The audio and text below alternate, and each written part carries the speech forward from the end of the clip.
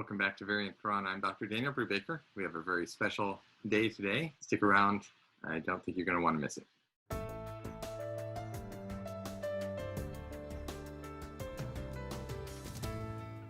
Welcome back to Variant Quran. I'm Dr. Daniel Brubaker. I have as my guest today Dr. Asma Hilali. And you're going to want to hang around and hear our conversation as we talk about some of these important things. Asma Hilali is Associate Professor of Islamic Studies at the University of Lille. She completed a PhD thesis at École Pratique des Hautes Études in Paris and previously held a postdoctoral fellowship at the Martin Luther University in Germany. Her last publication is with Stephen R. Burge, The Making of Religious Texts in Islam, the Fragment of the Whole. And that was published in 2019. Thank you, Asma, for being here with us. It's a great honor to have you and a great time to have this conversation. Well, we have a lot to talk about today.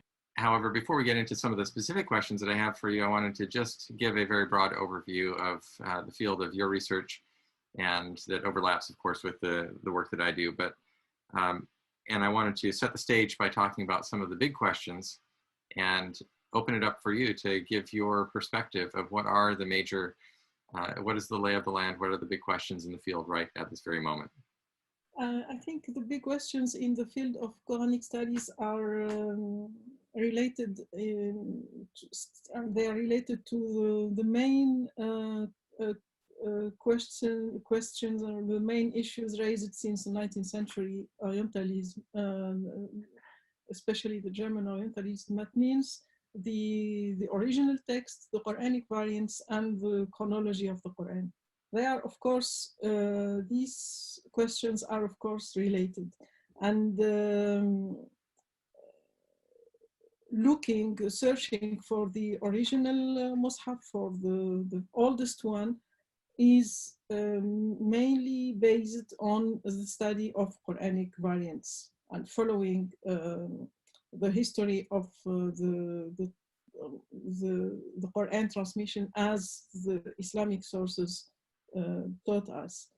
The works on chronology took many new methods, and they are extremely improving in the last couple of the last decade, and we are nevertheless still turning in the same circle since Noldeke and since this parallel chronology that has been built parallel with what again the Islamic sources taught us about the different steps of transmission of the Quran to the Prophet and by the Prophet. Surprisingly, the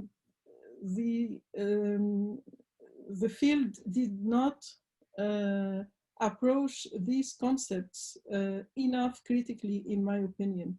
Like, for example, the accumulation of discoveries of Quranic variants on the basis of manuscripts did not take into consideration enough, in my opinion, the historicity of the very concept of Quranic variant. And this is a subject, perhaps we go back to it Sure. when we talk about other topics. But I think the field of Quranic studies and of Quranic manuscript studies is in need of renew of conceptual framework of studying the Quran. This is how I see the field today. Yeah, so Asma, I agree with you that that the field has gone through a lot of development in recent years, but has not progressed nearly as far as it could. And one of the things, if I'm understanding and paraphrasing you correctly, is that the field has not, until now, taken adequate consideration of the full range of what we see in the manuscripts. And there's just a lot of analysis left to be done. Is that a fair statement of what you were stating? Okay. Yes. Okay. So great. Well, so the next thing, and I know that your area of work and academic research is broader than just Quran manuscripts, but you have done work with Quran manuscripts. as you've looked at manuscripts, what are some of the interesting things that you have noticed, or the most surprising things that you've noticed inside the manuscripts? The most important results I noted in the Quranic manuscript scholarship that strike me from the beginning. And I have to say that I'm not a Quran manuscript person. I'm rather a researcher who dealt mainly with the transmission of akhbar and hadith, and more precisely of the theoretical construction around concepts such as authenticity of hadith and of apocryphal character of hadith. So my study on the Quran occur in since 10 years and is related to specific concern I have with the way we study the transmission of texts in Islam. And in my opinion, the transmission of religious material should be taken as a whole. That means when we study the transmission of the Quran, we should take into consideration the transmission of the other texts like hadith, like akhbar, like qasas, like all the material that has been transmitted in the same time and sometimes in the same context, in the same circles of transmission. So this is how my interest with the Quran grew. And progressively, I found myself somehow by coincidence, I found myself in front of the Sana'a palimpsest. And this is how I started my experience with editing Quran material, even if I already edit before manuscript of other genre. So what was this is. By this, I'm saying that sometimes I look at the field from outside because I'm somehow new in this field. So what surprises me most is that despite this big interest with the codex and with the question of what is the oldest vestige of Mus'haf we have, and as you know, this accumulation grow according to the new discoveries. So it is at some moment we talk about the Sana'a leaves, and then we talk about the Tübingen Quran, and then we talk about the Birmingham Quran. So it's a question that will be always updated according to what we discover. Despite this activity of accumulating layers of new discoveries, we still do not have what is called the Uthmanic Mus'haf. And we don't have a complete Quran that we could identify as the Uthmanic version. That means the version that is considered by the Sunni Muslims as the reference, as historically accurate, and as the canonical Quran. We do not have neither the companion codices Masahif. So these are very important concepts that are not related to any kind of materiality. This is what surprises me most, is that we are referring to concepts and we do not have still, perhaps this will happen one day, of course, but we still do not have the material Quran, the material Mus'haf, the Uthmanic or the Ali Mus'haf or the Yes, and I'm sorry. Okay, you froze up for a moment there. Yes, and I agree with that. I think that's very interesting, and obviously the absence of that. When we talk about the Uthmanic Mus'haf, many people refer to it as a real thing because of the reports of the Hadith. And this actually goes back to your prior statement about taking all the literature and its history into account and not merely using the latter to entirely formulate what happened with the former.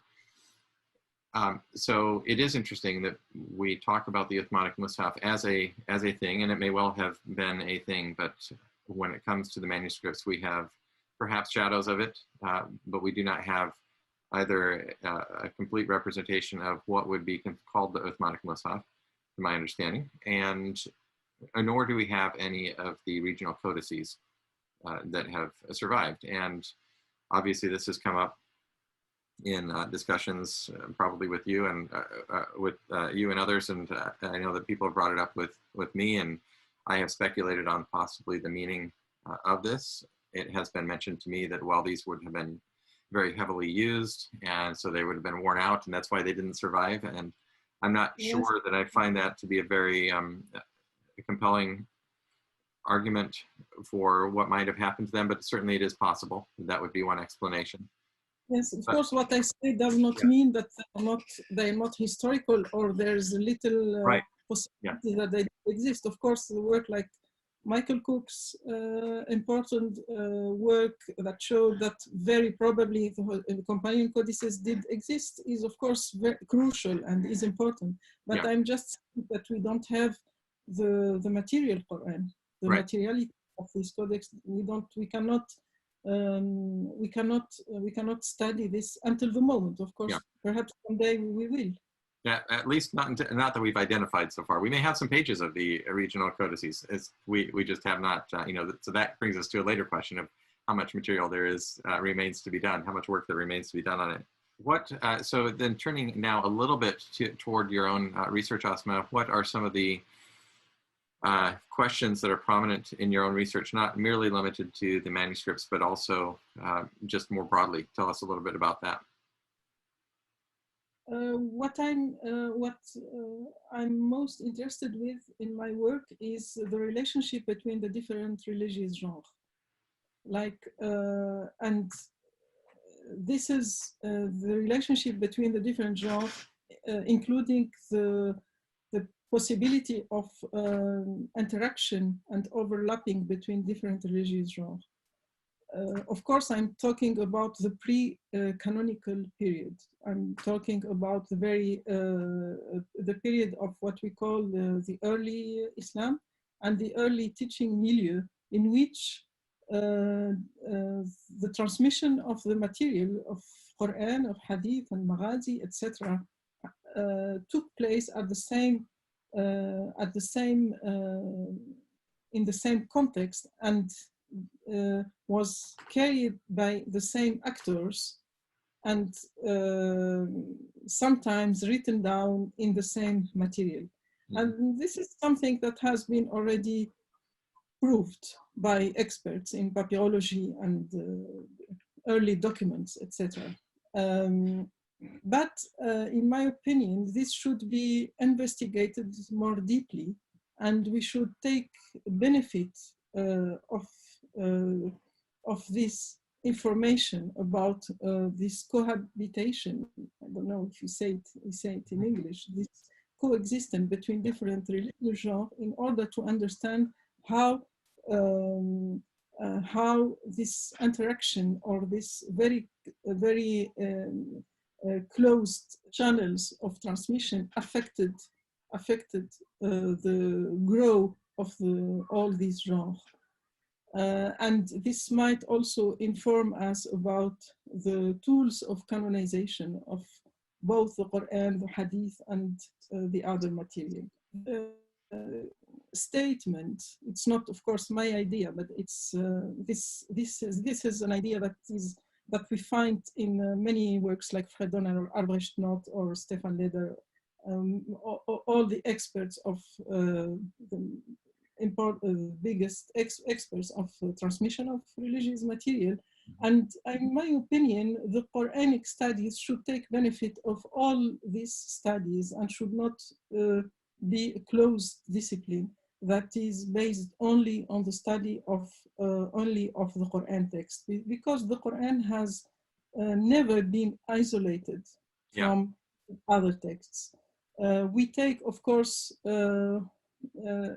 a big debate on the relationship between the Quran and the biblical material taking Yes. place in a long time. Mm-hmm. And I think we should add to this important debate other genres that have been also that have played an important role in the history of the Quran, in my view. Is there anything beyond the biblical, and by biblical I mean not merely the biblical text, but the traditions surrounding the biblical text and the various sects and so forth? Is there anything beyond that general flow and stream of things that you think to be particularly significant, or that you've become interested in looking at in relation to the Quran? In the biblical Quranic studies? No, I mean, in addition to, obviously, as you mentioned, there's been a great deal of attention and more, I think, it's certainly not exhausted by this point, but there's been a great deal of attention to, for example, whether you call obviously it's a fraught topic to talk about biblical influence upon the Quran or biblical sources or anything like that, but there's been a great deal of attention upon the relationship between the Quran and the earlier biblical material, including the rabbinic traditions and the other Christian sects, and the development of the Christian tradition. Is there anything outside of the sort of what we would call the Christian tradition and Christian texts that you think might be important in this area? And I think there is. I'm opening up the question for you. I think I'm very curious to learn more about how these different material interact, not on the level of the textual composition, and not only in the level of textual analysis, but I'm very keen to know more about the actors, the people, the scholars, how they work, using which material, and in which how the learned milieu grow, and where, and in relationship to which kind of political decision, or in which kind of political institutions. I think all this information, we miss all this information in our field, and I think we need a deeper investigation in this level. At this level, of course, I can imagine the answer is that we don't know anything about the 7th century, and but I think in this field there is a lot of speculation. The speculations are welcome when they lead to something constructive, something that allow knowledge to grow and to progress. So we still can also speculate on this aspect, in this aspect, by trying to identify who are, for example, the translators of the biblical material, and it's, for example, it would be much more interesting to know if we identify an intertext, or between, for example, the Quran and the Bible. It would be very interesting to know what are who are the translators of the material, who are what kind of workshops work on. And by translators of the material, you mean, for example, translators into Arabic? Oh, sorry. Yes. Into Arabic, yes. Mm-hmm. Yes. I agree. That would be important and relevant. I'm sorry, I didn't mean to interrupt you. We had a little bit of a lapse on the video there. I think that's very important, and there have been linguistic studies as well. Obviously, who are the translators, and what are, and that leads to the related question of, were there some exegetical tradition or other things, for example, were they influenced by the way in which things were translated? I think that's the underlying import of what you're saying. We're running through our time here, but I don't want to miss the opportunity to get into the main thing that I think many people are interested in. And I know that you have moved on in your research from your work with the sonopalimpsest, but we can't get away from this interview without talking about that, because you are one of only a very few number of people who have published and researched at a high level on this manuscript. And so your book is called The Sonopalimpsest, and there it is up on the screen. So I encourage everybody to go out and buy that book if you don't have it, as well as the other book that we mentioned.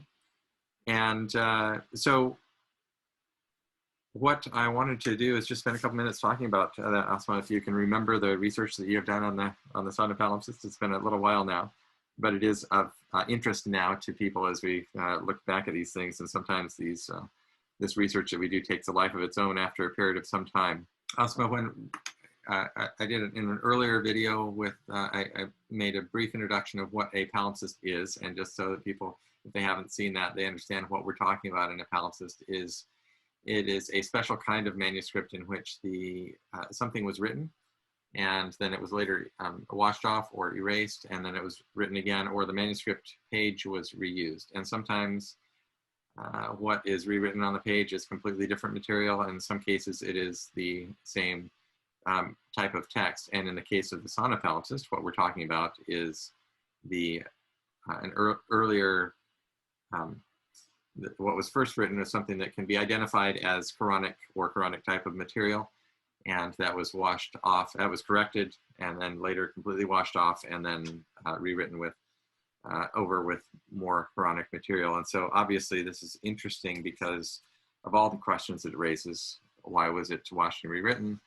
What are the two different, what are the differences between the lower, which would be the earlier text when we say lower text, and the upper text, and so forth. And so you went and wrote about this in your book, and you also created some charts of some of the differences between the lower text and the upper text, and also between both of those texts and the rasam of what is now the standard or considered the Uthmanic text traditionally. And so we want to talk about that for a few minutes. And the other thing I wanted to note, and this is to hear from you, but to just observe that I have compared your chart with my own research on mainly on later Quran manuscripts, and not found too much overlap in terms of corrections, in terms of what is corrected on that, or in terms of variants. Although when I'm looking at variants, I'm looking mainly at what's been corrected. I haven't looked at the broader text.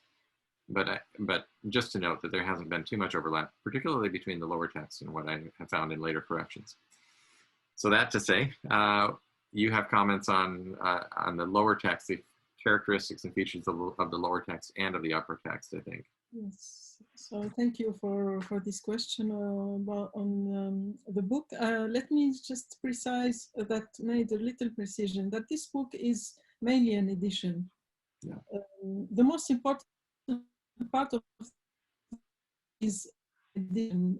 So I'm not, this monograph doesn't have the pretension to bring a new theory about the Quran. It's in itself an exercise of an edition. That means making available material. Yeah.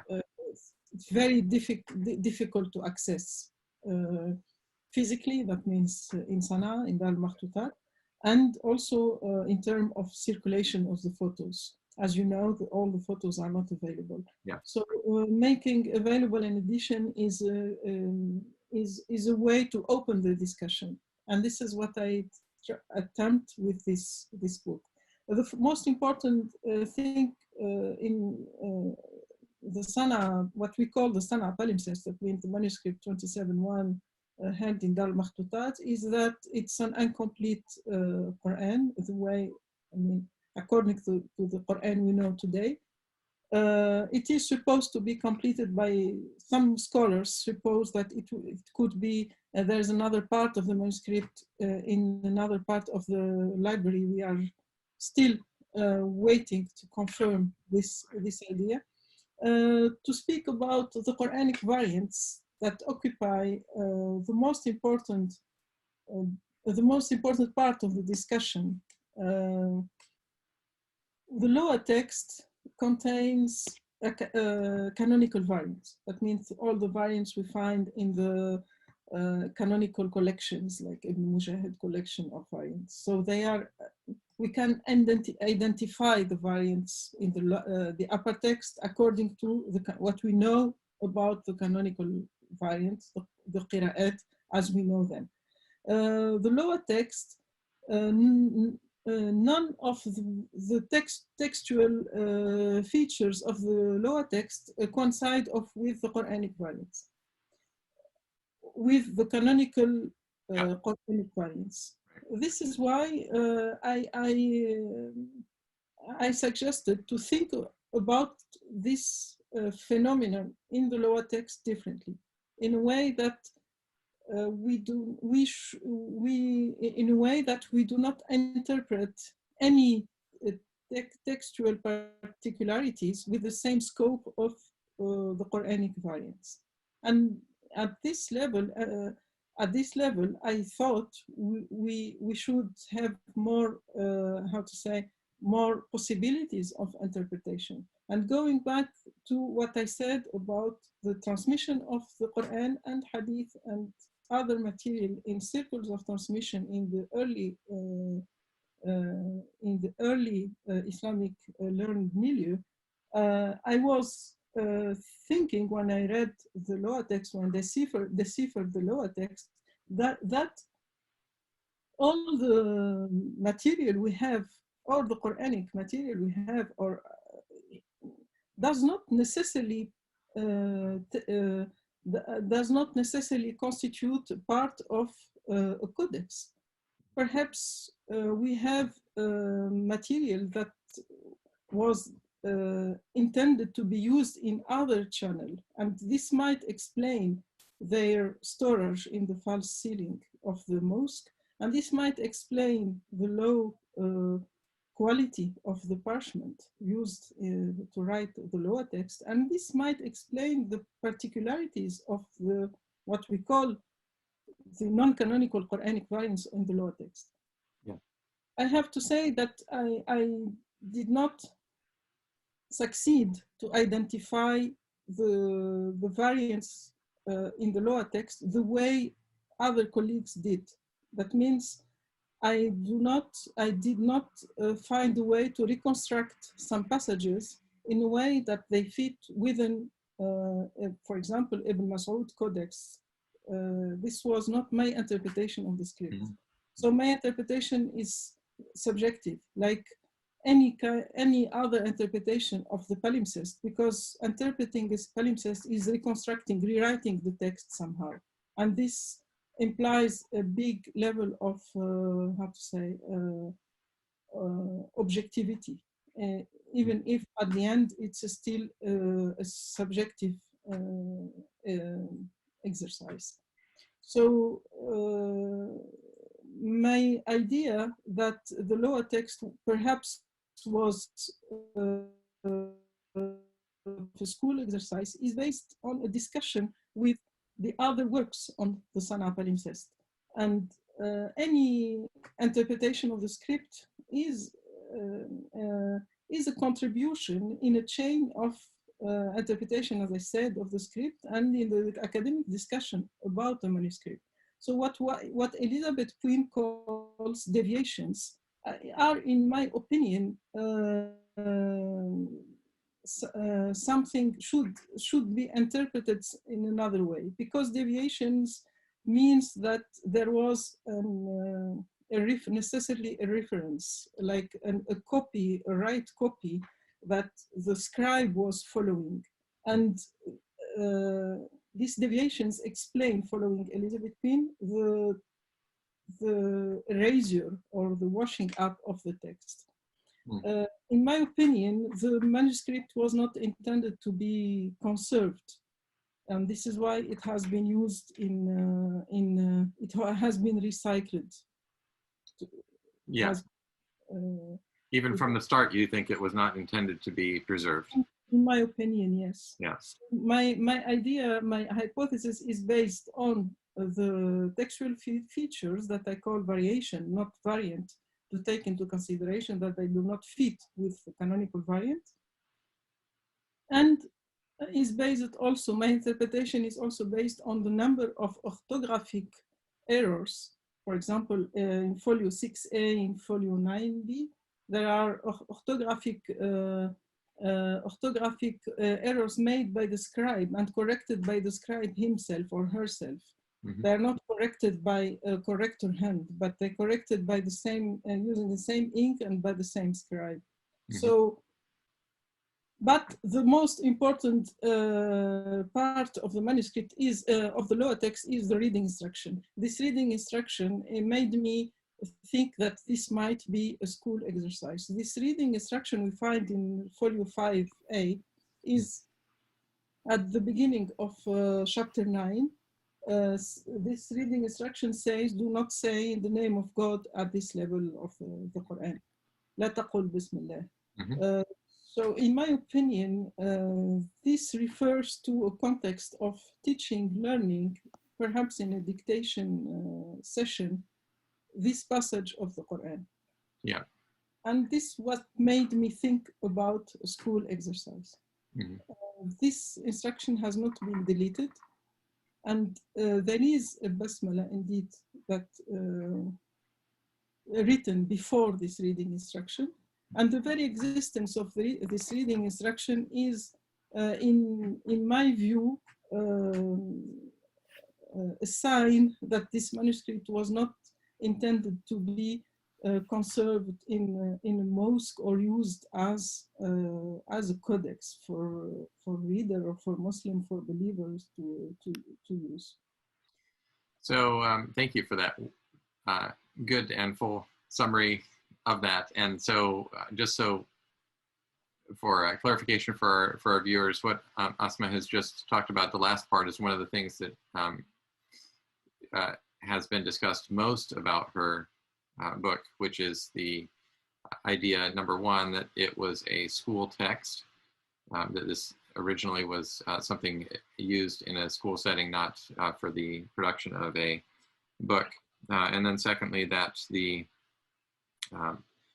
part of the text that was written in there was written that said La Taqul Bismillah, after the erasure of the Bismillah at the beginning of chapter 9, is an indication of, or supports this theory.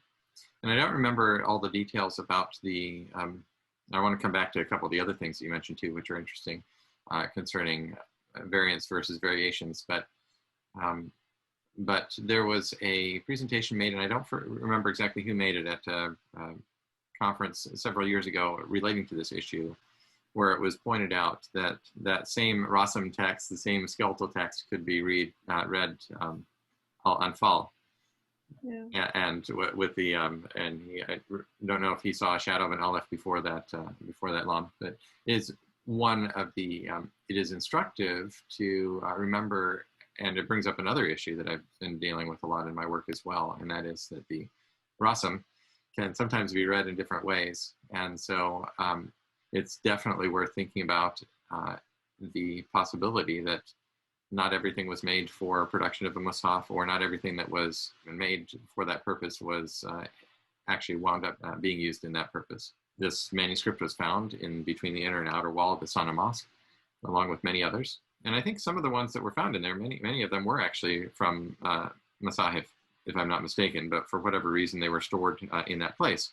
I think what we need most about the thousands of fragments found in Sana'a is more information, more clarity, more reference about the way they were found, because they have been dispatched after they have been collected, by the German mission. And we need more information about how, what are the criteria exactly, the way about they have been collected in such and such way. To be able to interpret all this material in a constructive way, in a way that create like new real progress in Quranic manuscript studies. What do you mean when you say how they've been found? I mean, how they were dealt with after they found, how they were unpacked and labeled and so forth. Okay. How they were organized, like as collections. Okay. We need to know more. We know a little bit. There are few articles Yeah. about, but not enough, I think. And you have been there. I've not been there yet myself, but I've worked with some of the material and from the SANA UNESCO CD-ROM and other material. But what was your experience of the material when you were there? Yeah, when I was there, it was a great experience because what I know, what I learned in my stay in Sana'a is that there are a lot of people who are totally able uh,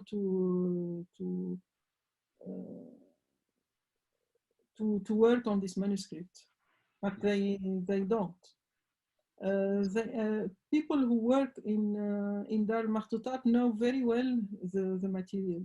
They Oh, know, yes, they know the manuscript. We had great discussions about this material, but we don't have the same tradition of publications. My experience in Dar Makhtutat was great in the sense that I had access to the manuscript. I was extremely impressed by the manuscript. I was surprised by the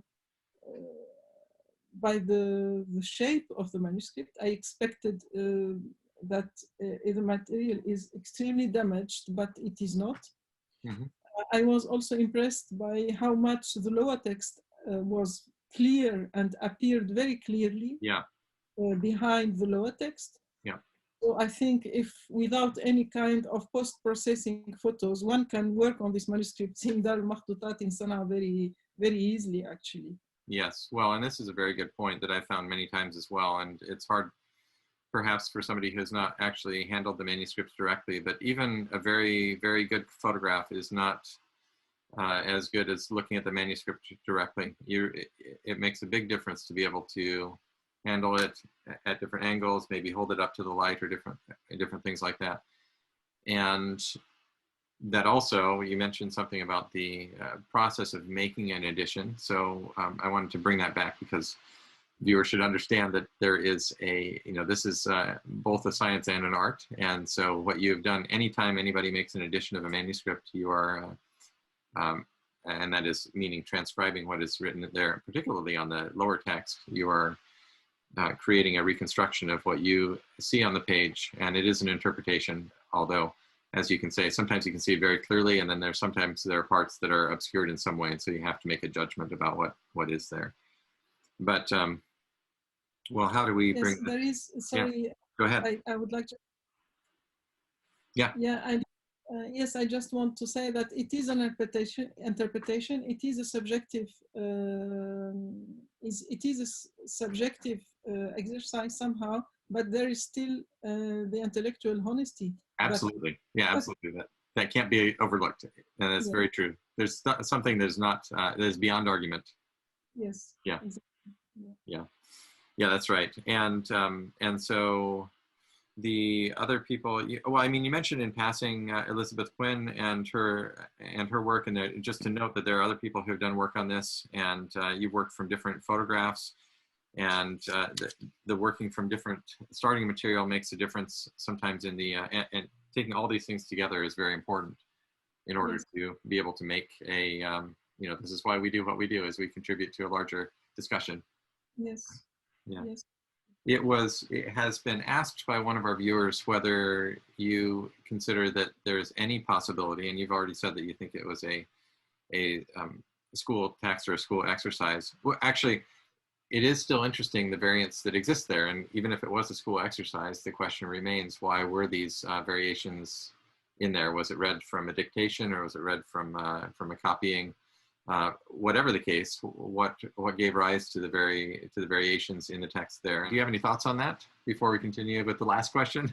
I think all my interest with the circles of transmission, the circles of teaching and learning, is that these are the context when the text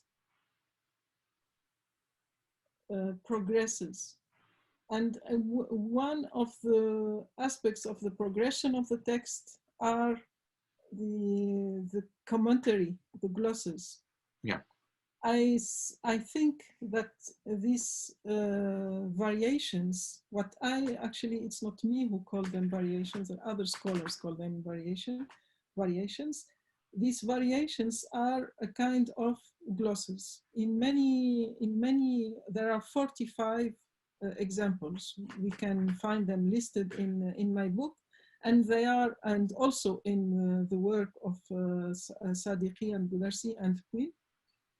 Most of our interpretation actually coincide. There are some differences, but most of the work is very close. The three works are very close to each other. Many of these variations are glosses. Mm-hmm. One of the examples that came to my mind is in the Surah Al-Maryam, when in the verse يا ليتني مت قبل هذا. And we read in the law text يا ليتني مت قبل هذا اليوم. اليوم, we can call it an addition. It is a variation. It is not a canonical variant, but it's a precision about what is this demonstration is about. Yes. So this is how I explain the presence of these variations. I think it's a context of explanation, of commentary of what is the text about. Okay. And we have this shape of the text, and this is how we can understand the particularities of this manuscript. And yes, this is why we don't have, perhaps we will not find another manuscript that is which is similar to this one, precisely for this reason. Well, there's so many more manuscripts remaining, as we've talked about before, to be studied, and the majority of the manuscripts have not yet been analyzed and looked at. But the point that when we are looking at any variation or correction, we look at a range of possible explanations for what they could be, and the gloss, the explanation or the interpretive